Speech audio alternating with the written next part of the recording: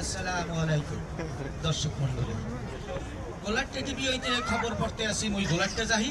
প্রথমেই সংবাদ শিরোনাম, এরপরে বিস্তারিত কমুয়ানে। আজগো সাতারি ব্যাটালিয়নের 50তম জন্মদিন।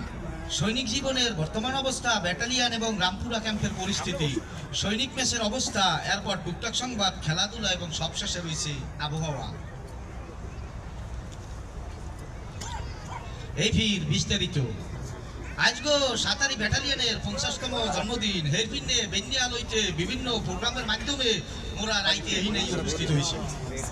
বেন্যালে নামাজ এবং দোয়া রয়েছে, হেরপরে রয়েছে পতাকা উড়েন্যা, হেরপরে রয়েছে মগো সিওসারের দরবার, হেরপর দুহুরিয়ালে একটা 3 টনের সমান কেক কাটিয়া জন্মের খাওয়া খাইছি। খাইয়া লইয়া এই পেট বড়া পেটে মাঠের মধ্যে কতক্ষণ ফুটবল খেলছি।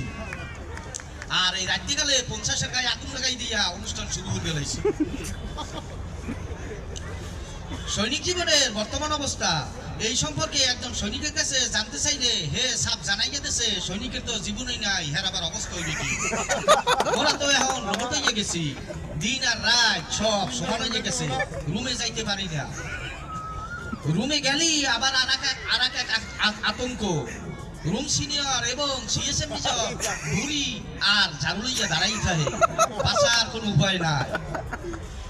এইটা কোনো জীবনই হইতে পারে না। কবে যে মুখে একটু শান্তি আইবে, হ্যাঁ মুখে সিও সারি আর কমান্ডার সারি ভালো জানে।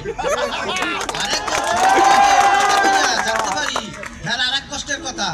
ওই সৈনিক কয় ব্যাটালিয়নে সবসময় লোক থাকে, ডিউটি আর ছুটির সময় লোক থাকে না। এরপরও মগো সিও সারে টাইম হইলি সবাই ছুটি দেওয়ার জন্য ব্যবস্থা করতে কইছে, এবং সিও স্যার সবসময় সৈনিকের খোঁজ খবর লয়। টোয়াইসি ছাড়াও পিছাইয়া নাই, হেও সবসময় খোঁজ খবর লয়।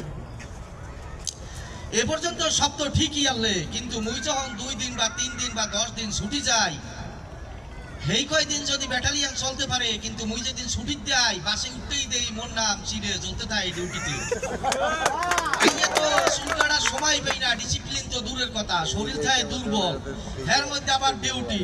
তাই আপনাকে এই খবরের মাধ্যমে মুই ঊর্ধ্বতন কর্তৃপক্ষকে কইতে চাই যেন মুই এই যেদিন ছুটি দেওয়া এদিন যেন ডিউটিটা মাফ করা হয়।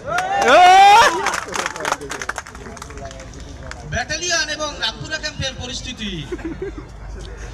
রামপুরা ক্যাম্পের অবস্থা পুরোটাই গোলাটিয়া। ডিউটি এসকর্ট ওয়ার্কিং ফলিং তো আছেই, এর মধ্যে আছে নাম, নাম্বার, শিরোনাম, সত্য খানদান তো আছে।